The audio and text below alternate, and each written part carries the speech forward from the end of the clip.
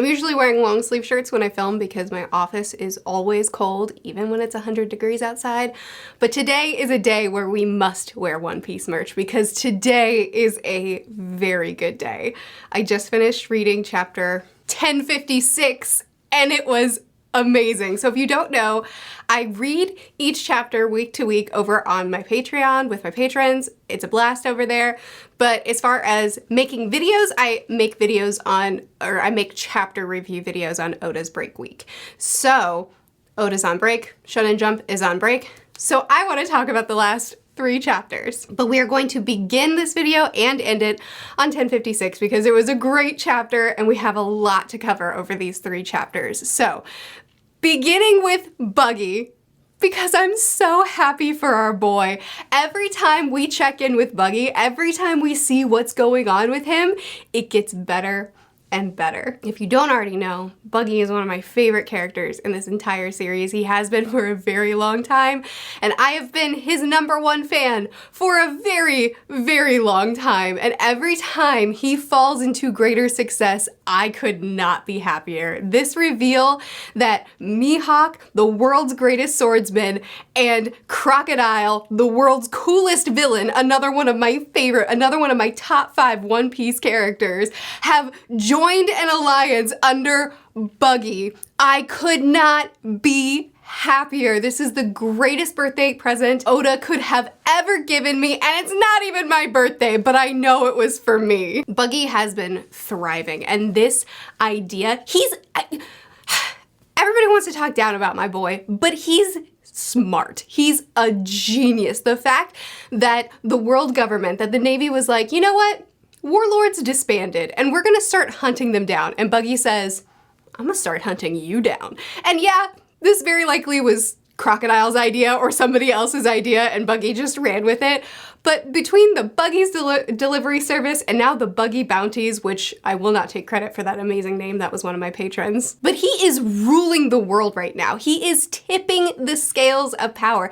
This is huge because not only is he being just the best pirate by lying and stealing and cunning his way into success, into fortune, to be able to pay these bounties, to do all these things, but also the entire world, the entire One Piece world could potentially be turning to do Buggy's dirty work. I mean, if you put a bounty on someone's head, then people are highly motivated by money. And you know, you can see that in Dressrosa whenever Doflamingo put a bounty on the Straw Hat's head, on the people's heads that he wanted them to bring in, they turned on them and they went after those bounties, and we could potentially be seeing massive shifts in power here where people are actively seeking out naval officers to bring in their bounties for Buggy. This is a genius level move, and I'm so proud of my boy for thinking of it, or at least taking credit for it and executing it. I understand that it's very likely that Crocodile and Mihawk are the actual leaders here,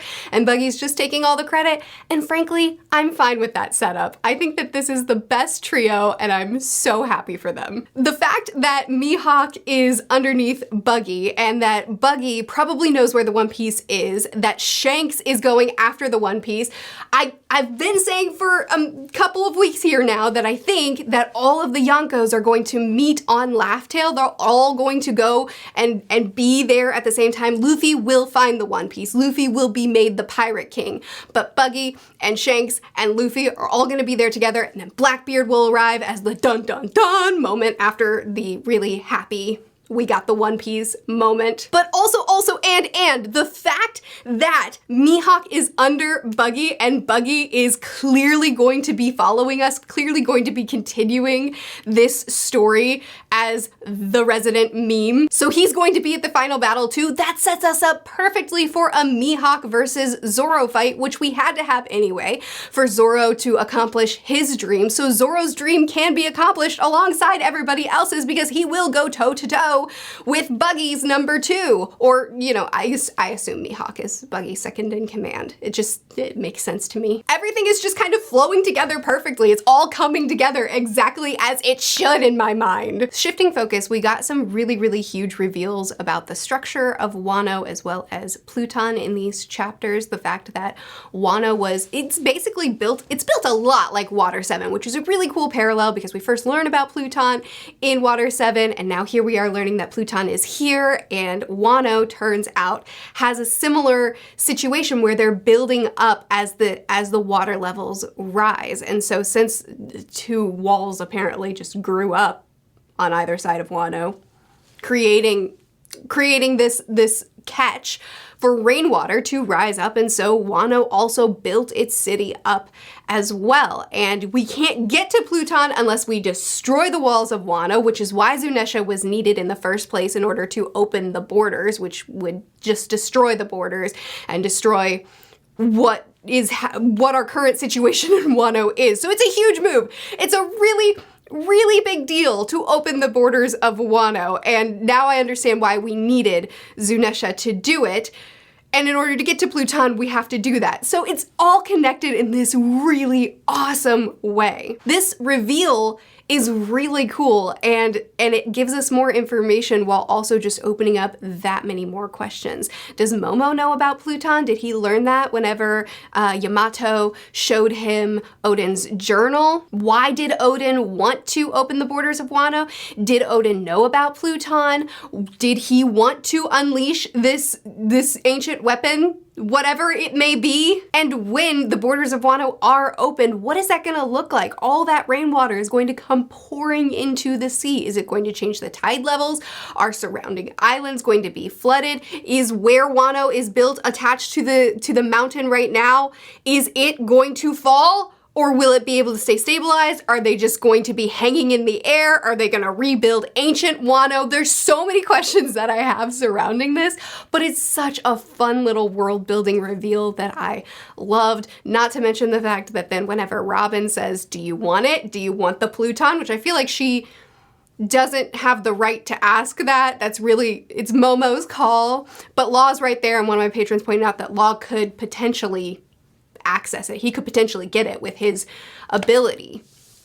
And Luffy's just like, nah, thanks though. That's such a Luffy answer, and I object most strongly, but also I can't see Luffy riding into the final battle with an ancient weapon. He's gonna bring his fists and his crew and whatever cavalry has decided they're behind him, whether he likes it or not. So it works. It of course works. It's such a Luffy response. We also got the reunion with Momo and Hiori and their granddad, which I'm thrilled by, and the gag that does not get tired of all of the Red Scabbards saying, yeah, of course we knew it was you. It was obvious. And Kinemon, their leader, as always, just being like, yeah, of course we knew. We totally knew about this. With all this, we see Shinobu, who I'm jumping around, so I'm very out of order, but Shinobu and Raizo, who were sucked dry by Green Bull, they are, or at least Shinobu has been revived, and she's back in her prime. I think she's taller. She was a very short character, and she walked through that doorway a tall woman. So whatever Green Bull did to them, I think they've been elongated.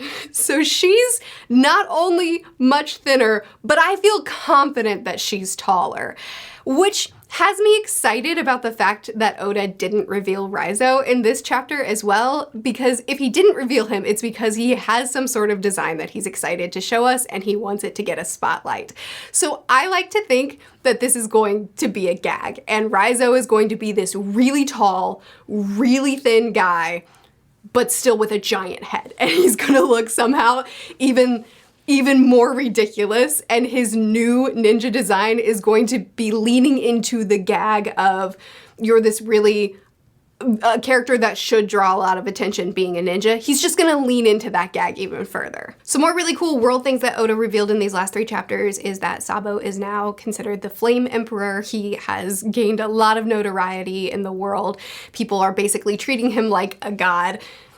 he's declared war on the celestial dragons. He's basically doing everything that Luffy's doing. These parallels that Oda is drawing between Sabo and Luffy are so in your face, that in a good way, in a fun way, that I feel like it's just obvious that Oda is setting them up to fight side by side in the final battle. You know, they're united by their tie to Ace and two people who have gained so much notoriety in the world, that are revered as gods, that have declared war individually on the celestial dragons, fighting side by side against them. It's gonna be awesome. He also apparently killed Cobra, which I don't think any of us believe. Vivi she's disappeared. I assume she's with Sabo right now. And Sabo and the revolutionary armies have freed Kuma. What does that mean? What does that look like? I have so many questions, because he is essentially brainwashed at this point. He has essentially lost who he is. So yay, I'm glad that he's been freed, because I love Kuma, and he's probably the single character that I am the most interested in getting a backstory and a whole history, a whole ton of information on. He's probably the single character that I am the most interested in getting all that from at this point. So yay, I'm glad that he's freed. But also, what can we do from here? Is there some way to reverse what's been done and give him his brain back? Give him his personality back? I don't know. But that leads me to what these 3 chapters opened up on, and that's Green Bull. Because as it stands right now, Green Bull's whole introduction to this series and then exit all happened like that. Him coming in and saying, I'm really strong, guys. I have a really cool fruit that holds a whole lot of power. I have no morality, but my values suck. I think that you're worthless. I could kill you right now and no one would care. And in fact, oppression is a great thing. You should try it sometimes. He comes in to say, I'm really strong. I really suck. I'm gonna kill you all. Oh no, Shanks is here, bye. You know what I mean? So like, his whole thing is kind of, all right, that was over fast. But I have this theory that the reason Green Bull came in so hot, and the reason Green Bull came in screaming, give me the head of Luffy, is because of this right here. What's going on with Sabo is because Sabo and the Revolutionary Army came in, stole away their slaves, stole away Kuma, who they clearly were doing something with. They had an agenda with Kuma.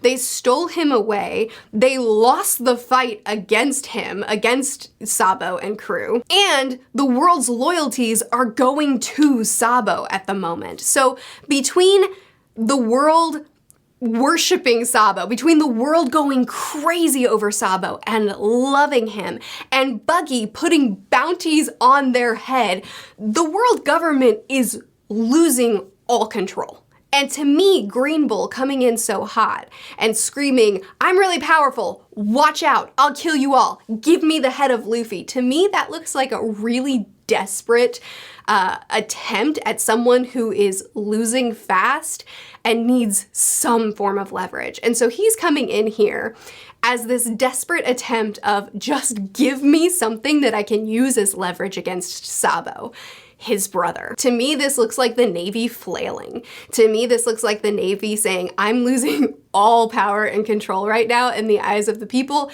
and in reality, I gotta do something. And this is his attempt at something.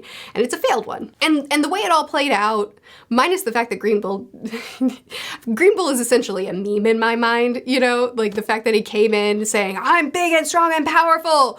Oh no, Shanks, bye. You know, like to me, that's so silly. I understand why he doesn't want to face off against Shanks, why he doesn't want to go toe to toe with Shanks, but the fact of the matter is, it's funny. So he's a meme to me. But the way it all played out, other than that factor, it did some great things, right? Yamato looked awesome in this. Coming in and being the first one to land a hit that really, really did something, that actually caused him to stumble, being the first one to do that and saying, these people have been oppressed for too long. You are not coming in and changing. You're not coming in and ruining the freedom that we just got Momo saying, don't fight him, don't call on the Straw Hats, I need to prove that I can defend Wano. And then attempting a Boro breath, failing, biting down, using the move that he used against his own dad that Luffy hyped him on so much, and then successfully doing the Boro breath. And yes, he didn't actually fend off Green Bull, and Shanks was the one that came in and really finished the fight just by showing up, which again, I understand why Green Bull doesn't want to fight him. Shanks is incredible, but it did really great things for Yamato and for Momo, the characters, showing off how far they've come, as well as seeing Luffy and crew sitting on the hill, seeing that they knew the whole time that Green Bull was there and didn't move, and that Luffy was just like, he's got this. I'll come if he needs me, but Momo's got this. I loved that. It made me so happy. That was probably one of my favorite panels in these 3 chapters, was just Luffy sitting on the hill, smiling, feeling totally confident that Momo doesn't need him to step in, and then smiling at the fact that Shanks' haki looks familiar to him. One of the best. I mean, there were a lot of really great things that happened in these chapters. One of the best ones. But speaking of Shanks, as we're talking about all of this, the Shanks flashback was also one of the best things that we got out of these chapters. Loved seeing some key scenes from his perspective. Beautiful. But also, he's not interested in talking to Luffy right now. The crew validates that Luffy is he is a strong, what did they say? Let's go to him, Captain. Luffy's a great pirate now. So validating where Luffy is, in that he has proven himself at this point, and then Shanks saying, nah, not yet. I'm going after Bart. And then he ends up going to Wano to handle Green Bull real quick, which, I mean, we probably did one along the way of the other. And he wants to go hunt down the One Piece. He's going after the One Piece, which I know has spurred so many antagonist Shanks theories, and I'm so not on that wave. I'm still in the camp of Shanks knew about Luffy's fruit the whole time, and he has been waiting for Luffy's fruit to awaken, and now that it's time, now that he knows that we're gearing up for our last poneglyph and to find the One Piece, he's like, all right, now I can go, because he plans on having that reunion there. I don't know. I don't buy into the Shanks antagonist theories, but it is always a joy to see more of him in a chapter. Anyway, we also got a couple of really cool glimpses into what is to come for the world at large. First of all, Carrot has been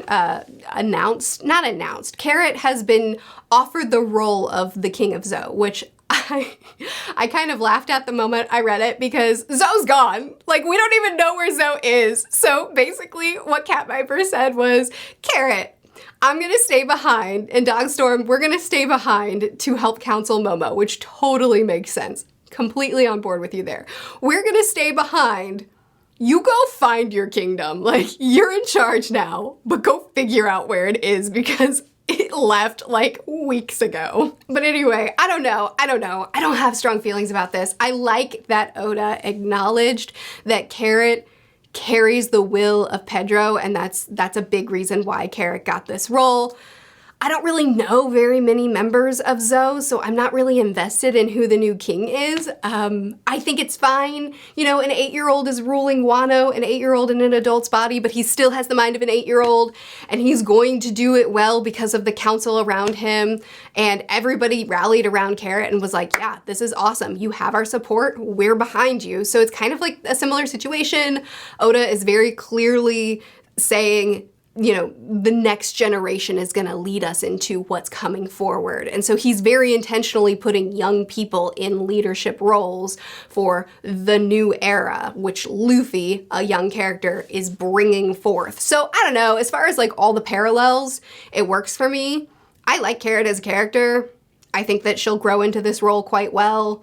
I don't know, I'm not too fussed about it. Seems like a lot of people are fussed. I'm not too fussed about it. There's also parallels too of Carrot. She seems very surprised by this role that's been offered to her, and not necessarily jumping at the chance. She seems almost hesitant. And then at the same time, you also have Momo, where he's walking down the streets and people are calling out to him. People are so excited to see him, and he's just walking past them, not even acknowledging them. And you can tell that the weight of being Shogun is really on his shoulders. And again, everybody, it keeps telling him, you look so much like your dad. Oh, our new leader. Oh, I'm so excited. And Momo, he's still an 8-year-old. So this is a lot of pressure on him. So he just walks past them looking for the Straw Hats, the only people that really actually treat him like Momo and not like Odin's successor, Odin's son, the next Odin. He's just being treated like Momo with the Straw Hats. So he's walking past all these people just looking for the people who treat him like him. And they've left. And what? I think the reason they did this, the reason they said bye to everyone, it was emphasized that we all got a proper goodbye, but you. I think the reason they didn't say bye to Momo and Kinemon is because the plan is for a much bigger goodbye. So they obviously haven't left ports yet.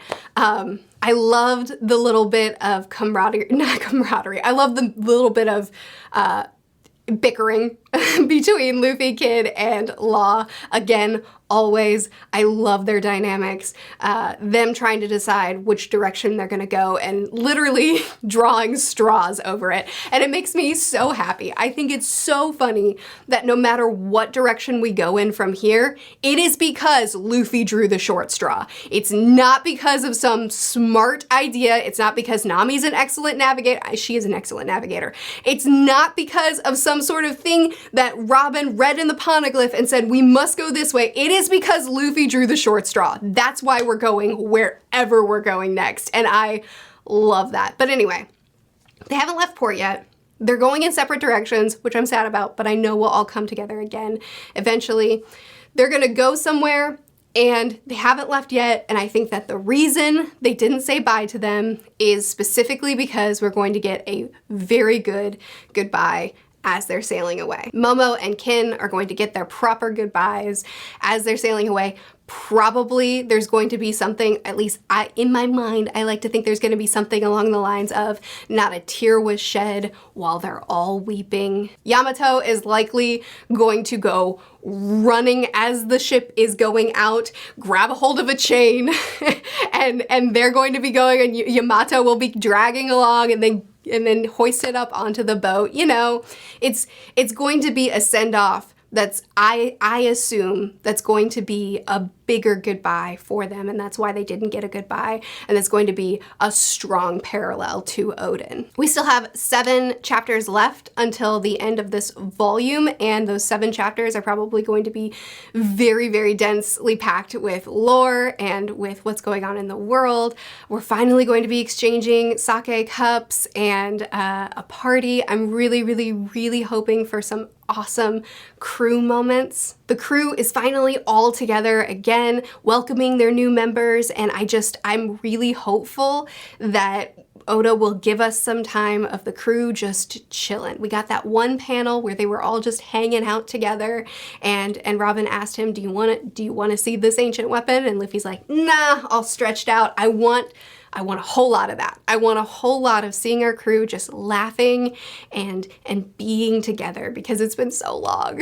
It's been so long, and I'm really hopeful that we're gonna get a lot of that in these next chapters. But I'm also really excited about whatever's to come, because to me, one of the best parts about One Piece, one of the most exciting things that we get with One Piece is exploring a new island. Getting to see what a whole nother group of people in this world are doing, because it's always different. The climates, the belief systems, the hierarchy systems, the cultures within the islands are always so unique. And wherever we go, I'm still hoping for Elbaf. I think a lot of us are. Wherever we go, I'm excited to explore a whole new world within this world in whatever island we end up on. Anyway, that's my review for these last 3 chapters. As always, you know, even though I get to focus on just 3, there's still just so much to talk about. So some things didn't get discussed really in depth. Please feel free to keep chatting with me in the comments. What's your favorite part of these 3 chapters, and what's something that I didn't discuss that you still really want to discuss? thrilled to talk about it in the comments. I post videos every Monday, Wednesday, and Friday, Tuesdays and Thursdays on the second channel, which will be linked in the description of this video. I'll see you again soon. Bye.